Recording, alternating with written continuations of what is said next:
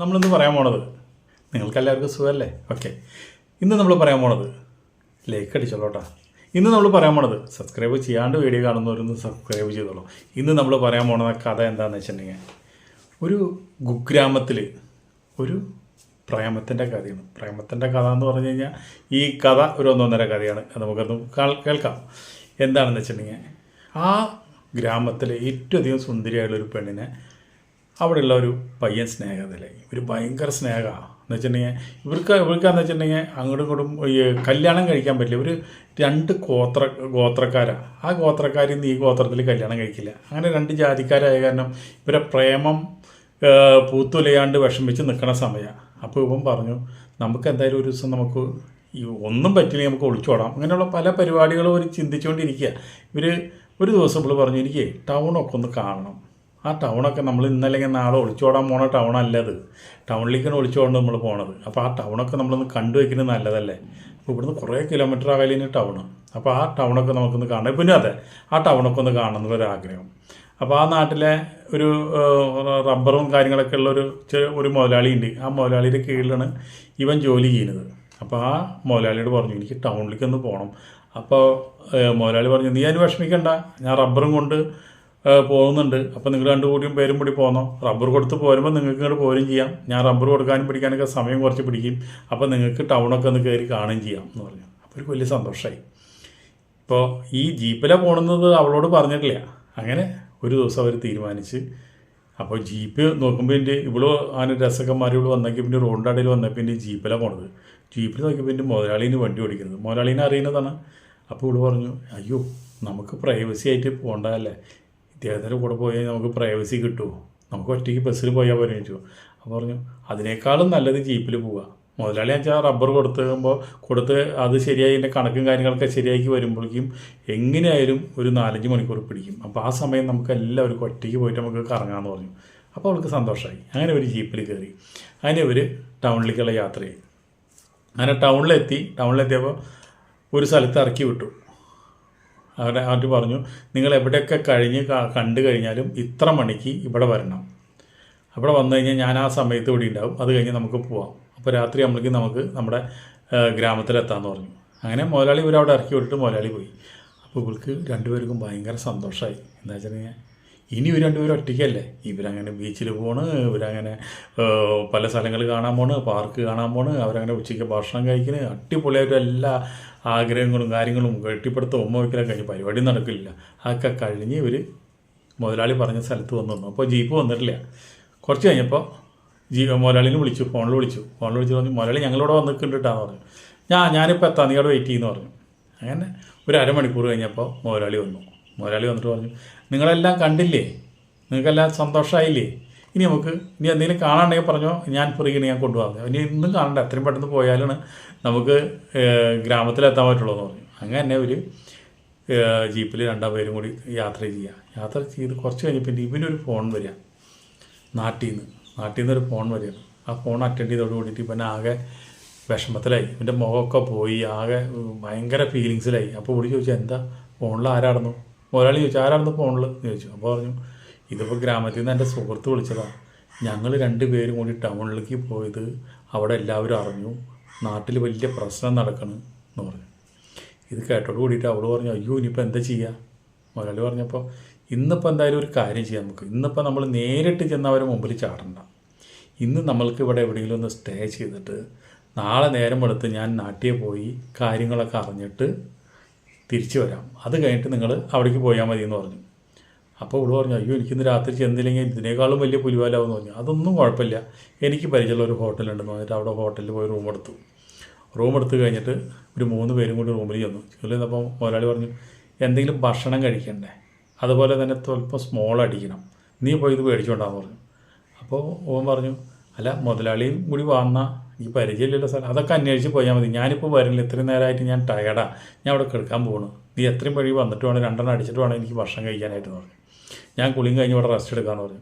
അപ്പോൾ ഒരു ഭയങ്കര സംശയം, ഇവൻ്റെ കാമുകിയല്ലേ ഇരിക്കുന്നത്, കാമുകിന് വിട്ട് പോയി കഴിഞ്ഞാൽ മുതലാളിന് വല്ലതും കയറി പണി പാളിയില്ലേ എന്നുള്ള വിഷമമായി ഇവനും. ഇവൻ പറഞ്ഞു, മുതലാളി ഞാൻ ജീപ്പ് എടുക്കട്ടെ. അയ്യോ നീ ജീപ്പൊന്നും എടുക്കണ്ട, ഇവിടെ ഒന്നും നിനക്ക് ട്രാഫിക്കൊന്നും നിനക്ക് അറിയില്ല, അതൊന്നും വേണ്ട, ജീപ്പൊന്നും എടുക്കണ്ട, നീ നടന്നു പോയാൽ മതി, അല്ലെങ്കിൽ നീ ഓട്ടോറിക്ഷ വിളിച്ച് നോക്കാം എന്ന് പറഞ്ഞു. അപ്പം മനസ്സോടെ അവിടെ നിന്ന് ഇറങ്ങി ഒരു ഓട്ടോറിക്ഷ വിളിച്ചു. ബീവറേജിലാണെന്ന് ചെന്നപ്പോൾ എൻ്റെ അവിടെ വരിയോട് വരി നിന്നാലേ ആ സാധനം കിട്ടുള്ളൂ. അത് കഴിഞ്ഞ് ഹോട്ടലിലും തിരക്കന്നെ. ഇതൊക്കെ കഴിഞ്ഞ് ഓട്ടോറിക്ഷയിൽ തിരിച്ചു വന്ന് വാതിൽ തുറന്നു നോക്കിയപ്പോൾ 2 പേരും നൂല് വസ്ത്രം അല്ലാണ്ടാണ് പരിപാടി കിടക്കുന്നത്, പരിപാടി ചെയ്ത് നിൽക്കുക. ഇപ്പോൾ അത് കണ്ടോട് കൂടിയിട്ട് ആകെ ഞെട്ടിപ്പോയി. അവളാണെന്നുവെച്ചിട്ടുണ്ടെങ്കിൽ അവിടെ നിന്ന് കരയുന്നുണ്ട്. ഈ മുതലാളി ആണെന്നുവെച്ചിട്ടുണ്ടെങ്കിൽ അങ്ങനെയൊക്കെ സംഭവിച്ചു പോയടാ, ഇനിയിപ്പോൾ പറഞ്ഞിട്ട് കാര്യമൊന്നുമില്ല പറഞ്ഞു. അപ്പോൾ ഇവനങ്ങോട്ട് ദേഷ്യം വന്നു മുതലാളി എന്ത് പണിയാണ് ചെയ്തത്, എന്നെ വിശ്വസിച്ച് വന്ന പെണ്ണല്ലേ മുതലാളി കയറി പരിപാടി ചെയ്യാൻ നിൽക്കുന്നത്, ഞാൻ പോലും ഒന്ന് തൊട്ട് ചെയ്തിട്ടോ തൊടാനോ പിടിക്കാനോ പരിപാടി ചെയ്യാനോ ഇത്രയും നാൾ നിന്നിട്ടില്ല, കല്യാണം കഴിഞ്ഞിട്ട് മരുന്ന് വാങ്ങി നിൽക്കുക. അപ്പോൾ അവളോട് ചോദിച്ചു, നീ എന്ത് പണിയാണ് ചെയ്തത്, നിനക്ക് ദേഹം പിടിച്ചപ്പോൾ നിനക്ക് ഓടാനോ അല്ലെങ്കിൽ വേറെ തിക്കും തിരക്കും കൂട്ടാനോ അല്ലെങ്കിൽ സമ്മതിക്കാണ്ടിരിക്കാറുന്നില്ലേ ചോദിച്ചപ്പോൾ ഭയങ്കര 2 പേരും കൂടി ഭയങ്കരമായിട്ട് ഇതാക്കിയപ്പോൾ അവളെടുത്ത വഴിക്ക് പറഞ്ഞു, അതെ നിങ്ങളൊരു കാര്യം ചെയ്യും, ഞങ്ങൾ 2 പേരും കിടന്ന് ഉറങ്ങാൻ പോവുക, നീ നേരെ വേറെ എന്തെങ്കിലും റൂം എടുക്കുകയോ അല്ലെങ്കിൽ വേറെ എവിടെയെങ്കിലും പോയി കിടക്കുകയോ അല്ലെങ്കിൽ ജീപ്പിൽ പോയി കിടക്കുക എന്തെങ്കിലും ചെയ്തോ, ഈ റൂമിൽ നിന്ന് പോകണമെന്ന് പറഞ്ഞു. ഇവനാകെ ഞെട്ടി. ഇവൻ്റെ ഇത്രയും നേരം കാമുകിയായിരുന്ന ആൾ 1 മിനിറ്റ് നേരം കൊണ്ട് മുതലാളി പരിപാടി ചെയ്തപ്പോൾ അവരിപ്പോൾ ഭാര്യയും ഭർത്താക്കന്മാരും കാമുകിയും പോലെയായി. ഇവനോട് പുറത്ത് പോയി ജീപ്പിലെടുക്കാനാണ് പറയണത്. ഇവനങ്ങോട്ട് ആകെ കലി പൂണ്ടെന്നുള്ളതാണ്, ദേഷ്യം വന്നിട്ട്. അത് കഴിഞ്ഞവൻ ഈ മുതലാളിയും പറഞ്ഞു, അവൾ പറഞ്ഞത് കേൾക്ക്, നീ ഞങ്ങൾക്ക് ക്ഷീണമുണ്ട്, നീ വേഗം വാലടച്ച് പോകാമെന്ന് പറഞ്ഞു. അപ്പം ജീപ്പിൽ ചെന്ന് കിടന്നിട്ട് ഇവന് ഉറക്കം വരണ്ട. എന്ത് പണിയാണ് ചെയ്ത് ഈ മുതലാളി നമ്മൾ വഞ്ചിച്ചു, അവൾ എന്നെ വഞ്ചിച്ചു എന്നുള്ള ദേഷ്യത്തിൽ ഇവനെ അങ്ങോട്ട് ഇരിക്കുക. അപ്പോൾ ഉറങ്ങിയില്ല അത് രാത്രി. നേരം വെളുത്തു മുതലാളി കുളിയും കഴിഞ്ഞ് ഡ്രസ്സൊക്കെ കഴിഞ്ഞ് ഇവൾക്ക് 1-2 ഡ്രസ്സൊക്കെ പോയിട്ട് എടുത്തിട്ടുണ്ടായിരുന്നു. ആ ഡ്രസ്സൊക്കെ ഇട്ട് ഇവർ ഭാര്യയും ഭർത്താവും പോലെ ഇറങ്ങി വരുന്നത്. ഇവൾക്കാണെന്നുണ്ടെങ്കിൽ പരിപാടി ഇതിൻ്റെ ഒരു സങ്കടമോ വിഷമോ ഒന്നുമില്ല. മുതലാളിയോട് വളരെ കൈ പിടിച്ച് വർത്താനം പറയണം. അത് കഴിഞ്ഞ് ഇങ്ങോട്ട് വരുന്നു. അത് കഴിഞ്ഞ് ഇവർ 2 പേരും കൂടി വന്ന് വണ്ടിയിൽ കയറി. ഇവർ 2 പേരും കൂടി ഇറങ്ങി ഹോട്ടലിൽ കയറി ബ്രേക്ക്ഫാസ്റ്റ് കഴിച്ചു. ഇവൻ എന്ത് പറഞ്ഞാലും ഇവൾ കേൾക്കില്ല. ഇവൻ ചിലപ്പോൾ ഒന്ന് തൊടാൻ ചെന്നാൽ പറഞ്ഞ് ഇവൾ പറയും, മാറിക്ക് തൊടണ്ടെന്ന് പറയും. അങ്ങനെ അത് കഴിഞ്ഞ് വണ്ടി കുറേ ഓടിയപ്പോൾ ഒരു കാടിൻ്റെ സൈഡിലായപ്പോൾ പറഞ്ഞു വണ്ടി നിർത്തി മുതലാളി. അപ്പോൾ ഇവള് ചോദിച്ചു, എന്താ മുതലാളിയോട് നിർത്തുന്നത്, ഇവിടെ കുറച്ച് സ്ഥലങ്ങളൊക്കെ നിനക്ക് കാണിച്ചു തരാം, കാണാൻ നല്ല ഭംഗിയുള്ള സ്ഥലം എന്ന് പറഞ്ഞിട്ട് ഇവിടെ പിടിച്ച് ഇറക്കി നമുക്ക് പോയിട്ട് കണ്ടുവരാൻ പറഞ്ഞു. അപ്പോൾ ഇവനിറങ്ങി, നീ ഇറങ്ങണ്ട, നീ ആ ജീപ്പിൽ തന്നെ ഇരുന്നാൽ മതി നീ. അപ്പോൾ ഇവളും പറഞ്ഞു, നിങ്ങൾ ജീപ്പിൽ തന്നെ ഇരുന്നാൽ മതി, എന്താണ് നിങ്ങൾ ഇറങ്ങി വന്നു, ഞങ്ങൾ 2 പേരും കണ്ടുവന്നോളാം പറഞ്ഞു. അങ്ങനെ ഇവർ 2 പേരും കാടിൻ്റെ ഉള്ളിലേക്ക് ഒരു വെള്ളച്ചാട്ടമുണ്ട്, ആ വെള്ളച്ചാട്ടത്തിൻ്റെ അവിടേക്ക് ഇവർ പോയി. ആ വെള്ളച്ചാട്ടമൊക്കെ കാണിച്ചു കൊടുത്ത് ഇങ്ങനെ നിൽക്കണം. ഇവൻ എന്തെന്ന് വെച്ചാൽ പിന്നാലെ ചെന്നു.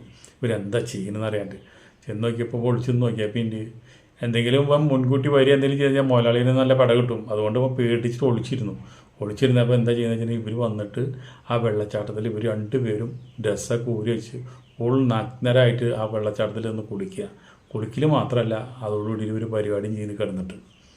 ഇത് കണ്ടപ്പോൾ പിന്നെ കണ്ണിലങ്ങോട്ട് ഇത് കണ്ടിട്ട് അങ്ങോട്ട് വൈരാഗ്യത്തിൻ്റെ ദേഷ്യത്തിൻ്റെ 2 പേരും കൊല്ലണം എന്നുള്ള ആഗ്രഹത്തിൽ അവിടുന്ന് വലിയൊരു കാര്യം പാറക്കല്ല് വന്നിട്ട് മുതലാളിയുടെ തലയിലേക്ക് ഇടാൻ നിൽക്കുക. മുതലാളി അപ്പം തന്നെ തട്ടിക്കളഞ്ഞിട്ട് പറഞ്ഞു, ഇവനെ പിടിച്ചിട്ട് 4 പെട കൊടുത്തു കൂടിയിട്ട് അവൾ വന്നു, അതേ ഞാൻ നിങ്ങളുടെ കാമുകിയായിരുന്നു, നിങ്ങളൊരു കാര്യം മനസ്സിലാക്കണം, നീ ഇനി എൻ്റെ ഭർത്താവാണ് ഇദ്ദേഹം, മുതലാളി എൻ്റെ ഭർത്താവാണ്, ഇനി അദ്ദേഹത്തിനെ നിങ്ങൾ കൊല്ലാനോ തല്ലാനോ ചീത്ത വരാനോ നിൽക്കരുത്. അങ്ങനെ പറഞ്ഞു കഴിഞ്ഞാൽ ഞങ്ങൾ 2 പേരും കൂടി കൊന്നു നിന്നെ ഈ പുഴയിലിടും.